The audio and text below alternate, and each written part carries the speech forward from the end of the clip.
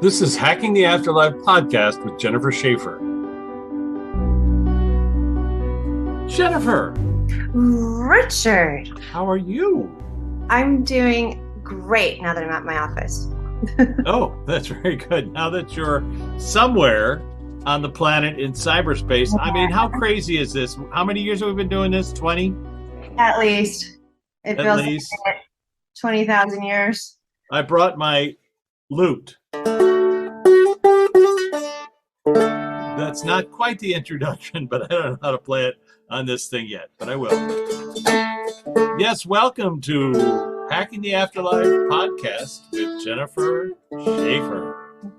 Whether it's your first time or last time. Yeah, that's right. Whether it's your first time on our podcast or the last time, we welcome you. Well, I have had a couple of questions from our fans out there in the cyberspace asking about process. And, Okay. you know, I do get questions about reaching out to you and saying, you know, would you talk to my Uncle Pete or my Aunt Betty? And I, of course, you know what I say. I always go, look, we're all mediums. Right. Jennifer just happens to be better skilled at it than the rest of us. So if you get a chance, just try to do it on your own. But if they're insistent, where should I send them to? JenniferSchaefer.com. JenniferSchaefer.com. Hold on. Hold on means there's an incoming message, is what that means. For members of our audience tuning in. I'm looking to see if it's somebody that, if you have a name of who this person is, the first name and who it belongs to. Like when I have big audiences and I want to read everybody, I'm like, who do you want to talk to or what do you want to know? And so I'm just wondering. No, I know, and we've done that. We've had people sending us a name, and it doesn't do it justice for them to just have this on air because they might not even know. Like, I don't know. Well, there's also that other issue, which is, getting information that's on a personal nature, and you're not quite sure how much of it, they really want to hear, or, right. And so what I was saying to this to someone today, which is that she had spoken to a medium, and the medium had said some very specific things to her husband, but then there was a whole bunch of stuff that didn't sound right, like she said, her husband was saying, so how are the kids doing? Like he has no idea.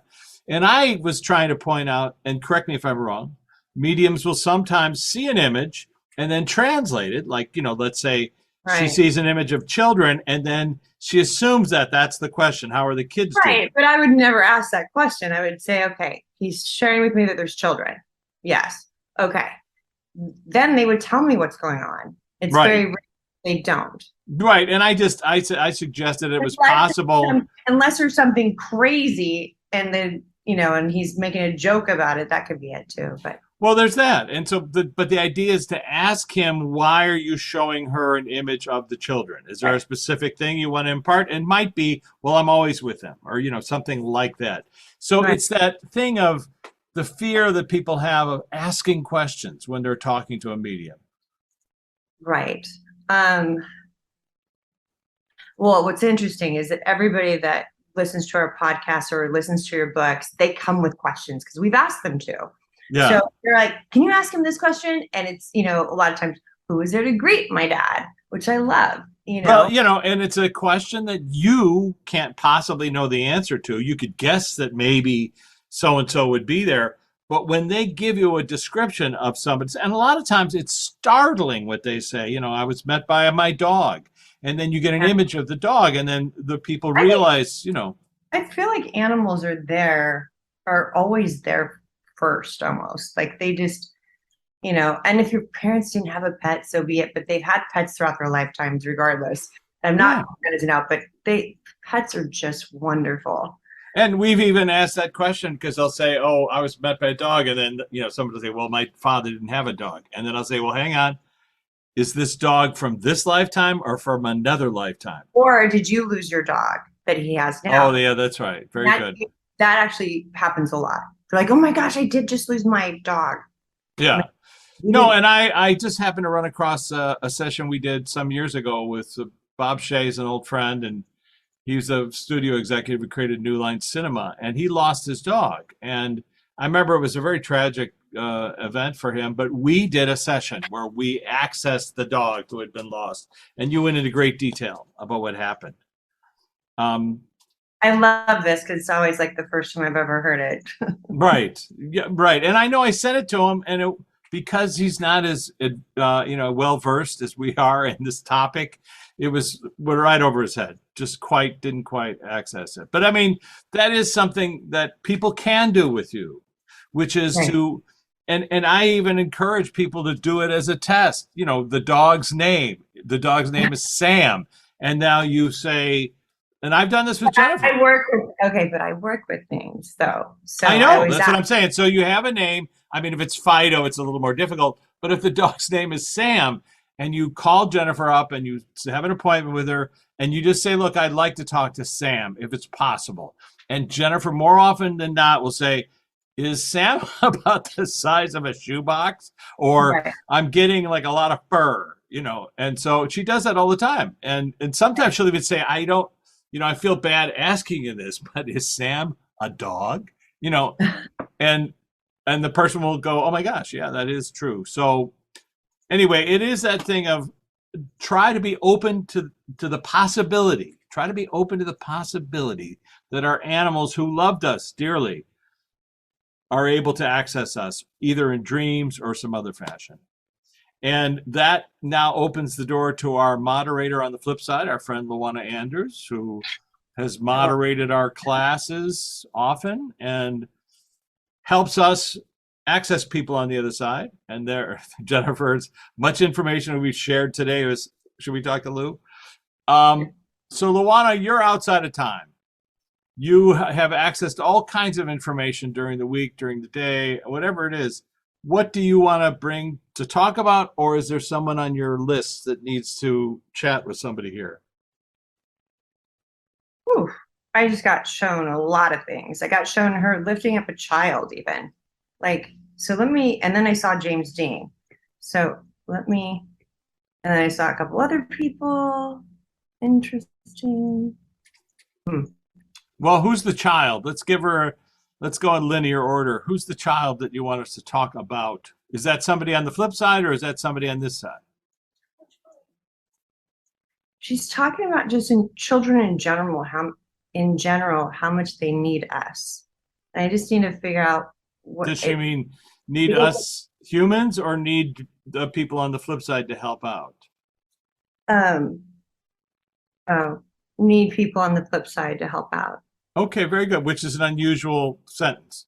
And so, Luana, I'm clearly not thinking of children.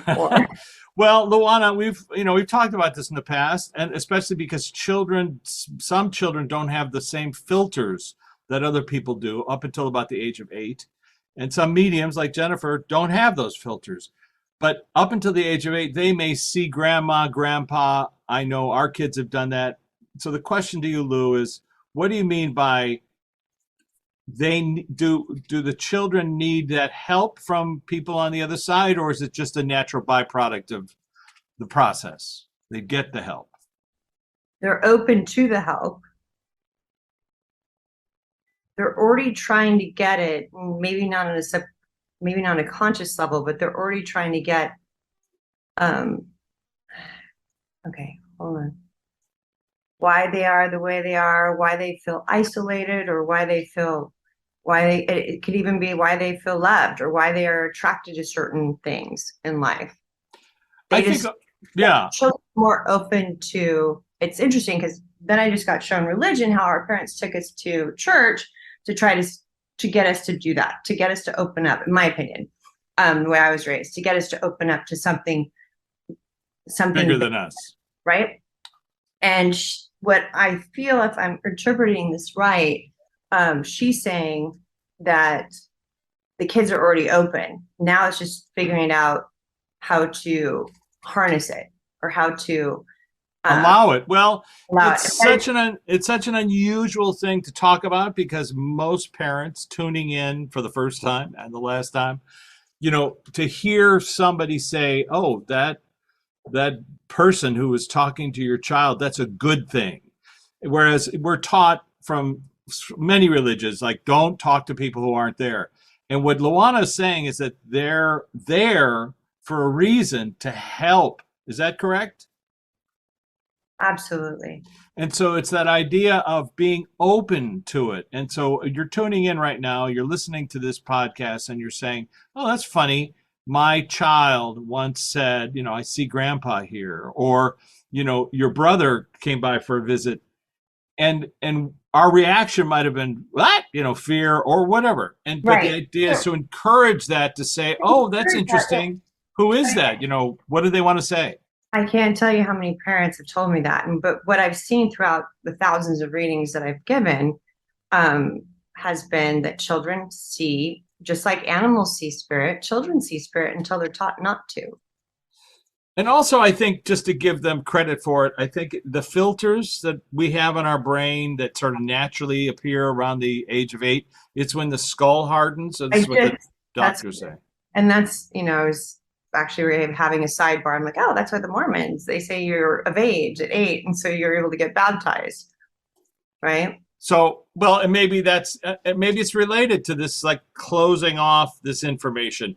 And look, the reason the filters are there, if you read Dr. Grayson's book after, he says it's the filters block information that's not conducive to survival. That's just a natural thing, byproduct. And so if we walked around all the time being aware of previous lifetimes, or the barista who's pouring us coffee poisoned us, in the 4th century with that bad pizza in Rome or whatever, too much information. If you walked around being aware of all this stuff, you really have to narrow it down so you can survive, let's just say. And of course, that can cause you to make errors if you're following, somebody who's no longer on the planet tell you, like, go this way. You see what I'm saying? So I understand why the filters are in place. However, mediums generally appear to not have them, and hypnotherapy and meditation allow us to bypass them. Right. And I wanted, okay, just let me, hold on one second. Go ahead. The purpose of this is to help children, but allow them a space to talk about it. Allow them the space to express themselves. Allow, It's disconcerting for some. I've told the story. I mentioned it in one of my books. The New York police detective whose daughter, who was 8, was seeing his partner who had died 10 years earlier, and it was freaking him out. Like, what does that mean? And I said, well, is it so bad that the guy that you loved, which is what he said, is keeping an eye on your daughter while you're at work? And he said, well, not when you put it that way. The idea that they're trying to keep an eye on us, trying to help us, and you allow that it's possible. So how do you block, or how do we, Luana, let's ask Lou, how do we negate or water down these ideas that fear of, like, demons and devils and evil? you just said, thank you. It was so funny because she gives me the answers before you ask the questions. So she was already saying how people get confused, like, where is it coming from?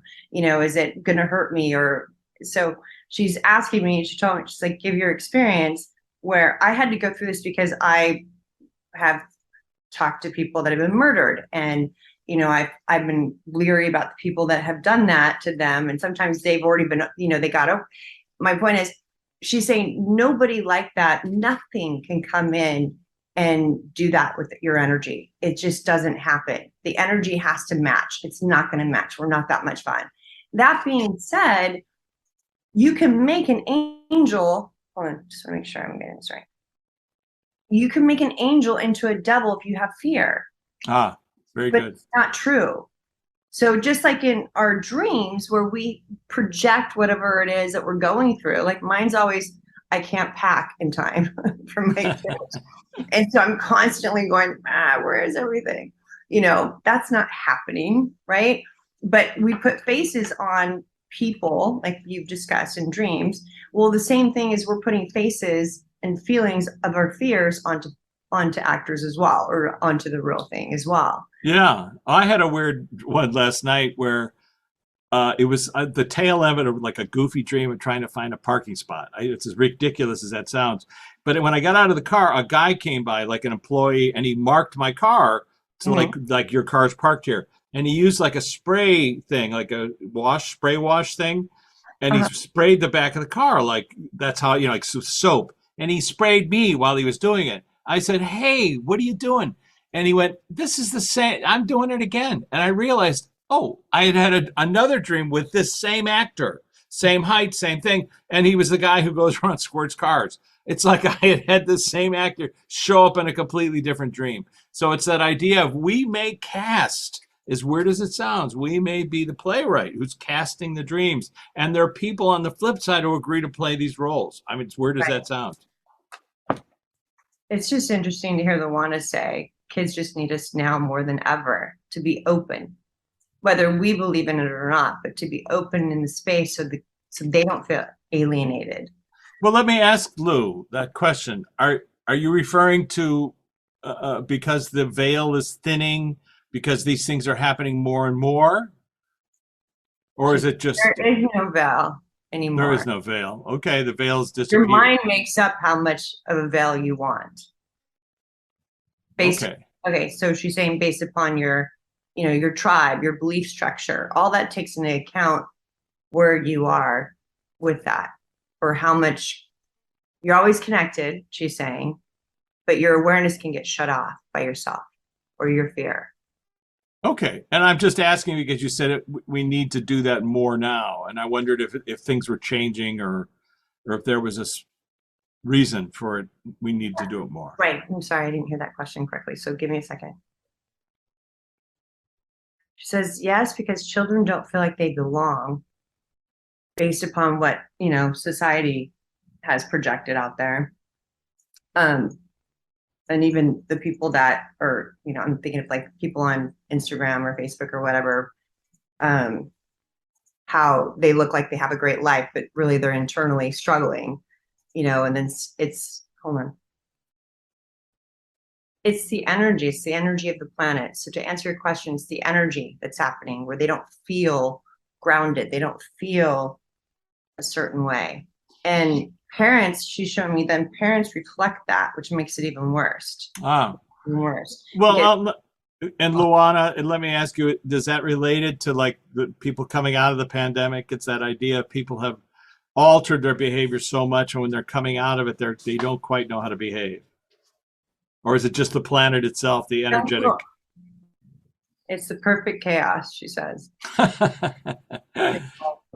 I see. So what you're saying is lifting up children to pay attention to what they're saying and feeling because they may be feeling it more and not understanding it or understanding it less. And the idea of being open to listening to what they have to say. And I'm sorry, James Dean, did you want to come by to just say hi, or was that just That was interesting. Let me check. Oh. Did he die at 33? I don't know. I don't know. Is he part of like the 27 club or the 33 club where a lot of what does he want to impart? I mean, he died in 1955, so I don't know. Hold on. But yeah, young. I know he died young. There's a point to him dying young and other actors dying young. Because then I saw I saw the guy that was on 90210, who passed away, who's on Riverdale, who passed away. That also reminded me of James Dean. He used to drive around the Porsche. He's friends with Thomas Howard. I can't think of his name. Everybody else is going to be able to figure out his name, but I can't. But I mean, what did he want to mention about that? I mean, because of course, when you stop by to talk or chat, what do you want to impart to our listeners about that checking off the planet early? He wants to impart not to do that. That's what he wants to impart. The real blessing is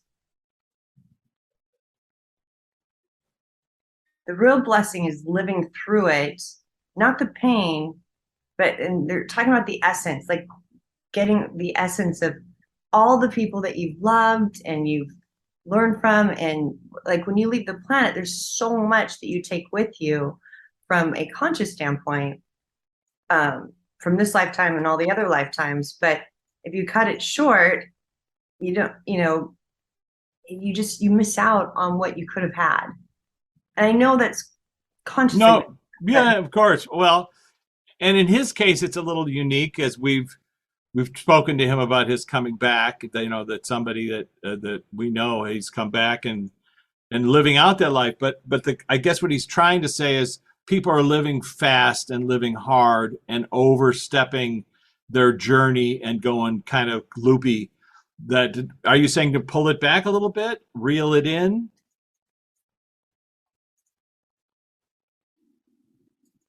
No, he's saying to live large but longer.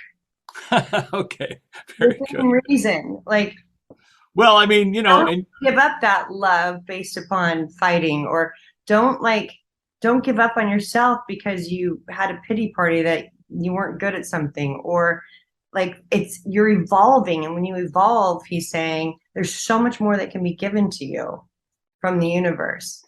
Don't get stuck. And this is okay, thank you. This is where people are they're getting stuck off of things. They're getting stuck about they have those loops, where meditation will help, like you said. okay. That's okay. And what Like would Anthony Bourdain said. Anthony Bourdain came through, and we asked him like how can someone avoid what he did, and as he said a couple things, he said, I thought I was going to go out on top, but I was badly misinformed, because you don't end, because you just find yourself on the other side. But he Right. also, when asked if he could give some kind of advice on what people should do, he mentioned meditation, because meditation can cure depression or symptoms of depression. So that idea of, as difficult as the world is now to navigate, with Luana saying the perfect storm with children, but it's also the perfect storm with everybody coming out of the pandemic. We're all struggling. Try to learn to meditate, which is means measure. Just measure your thoughts. What was interesting is that she showed me like if to get grounded, and when you get grounded and you get centered, you put an anchor into the planet. Whereas if you're not grounded or not centered, and when I see centered, I'm saying loving, like loving and kind to yourself, loving and kind to others. When you're off thinking about other people, or you're off center, then you don't have an anchor to pull back on. You Right. don't have that connection. And right now, if there's more hitting you energetically with solar flares and everything else that's happening, that you can really be out there. And so centering yourself doesn't necessarily have to be in a yoga position and talking to yourself, chanting, but it could be music, swimming. In the car, whatever, doing dishes, um, um, doing something that you love centers you, because that it's almost like what I'm being shown is that energy of doing something you love. Like she showed me with my work. I love my work. And when I do it, I feel better, and I feel more, even though I'm in the Ethereum, my son calls it Ethereum. That's a good word. I Ethers. know, right? I say Yeah, ethers very because good. you're in the Ethereum world. You've made being a savant a whole different way, like a whole different, like you made it into your job. Like it was just funny, but he said Ethereum. I'm like, I kind of like Ethereum. Ethereum. I like that. There's a new series. Wait a minute. That's a series. I live in the Ethereum world, but because I do that, my heart rate, my center is different, because I'm elevated within myself. Why I do my work, because I'm passionate about it. And when you connect that, your pineal gland also expands, and you're able to get information from the universe, but you're more connected to it. Very profound. It's like your heart opens, and they're showing me being shot up, and then it's a tighter, like I'm feeling like more of a sturdier, And like a connection, almost like right. a cord. The way a rope frays when it's brittle at the end, and then when it's bound together, it becomes super strong. Right. That idea of, okay, well, very good. How much more time do I have with you, my dear? 5 minutes. 5 minutes. Okay, great. We can talk to a lot of people in 5 minutes. So, Luana, is there anybody else that you wanted to talk to us about, or is there any topic that you wanted to bring up? Stop watching the news. Turn off the news. Okay, that's good. Off the news. Get fresh air. We don't know how important fresh air is. We do, but we really don't know. There's a reason why all the shows are being made without people being able to have oxygen. It's interesting, right? Mm-hmm.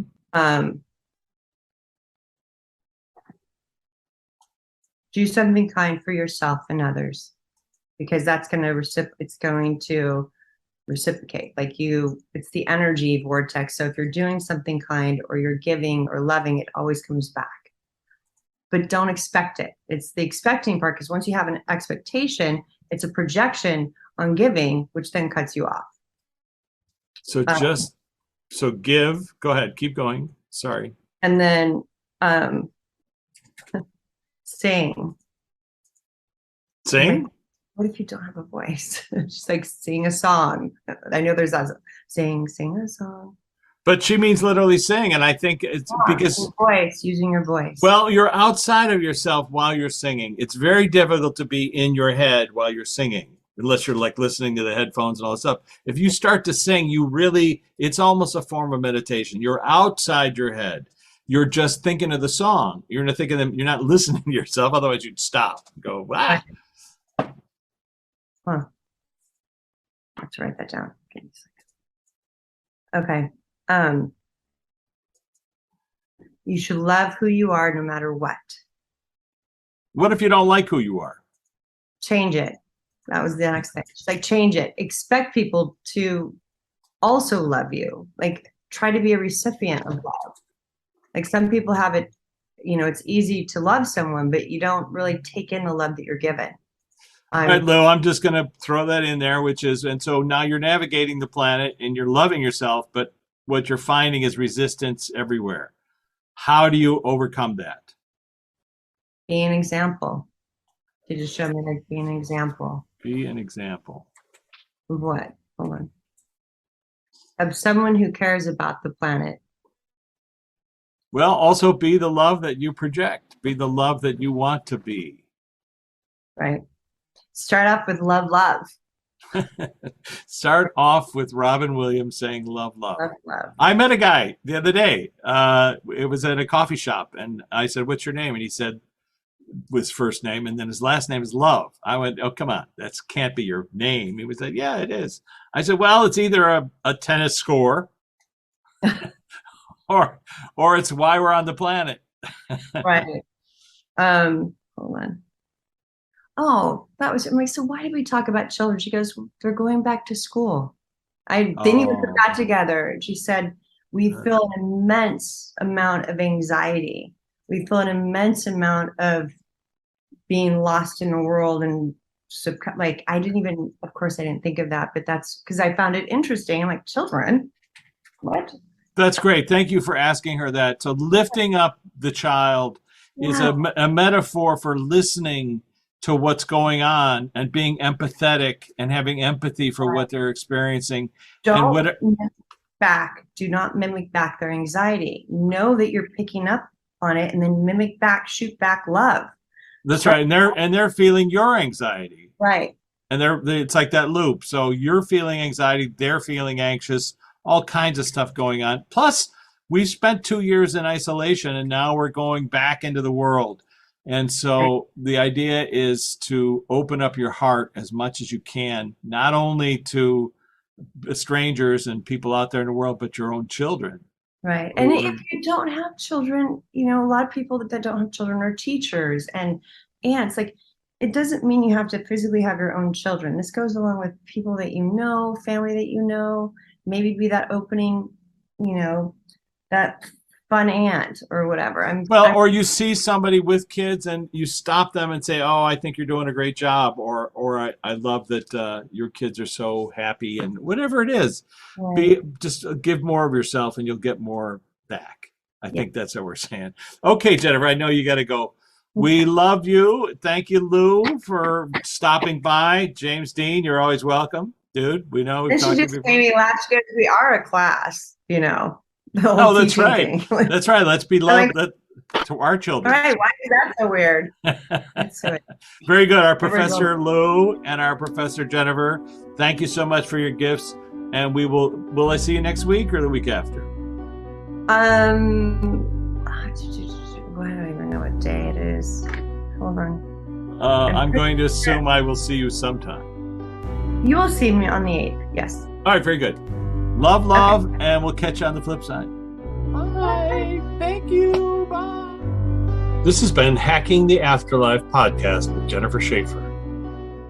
For more information, jenniferschaefer.com, martinizone.com, or richmartini.com. Hacking the Afterlife documentary is available on Gaia.com via Amazon Prime.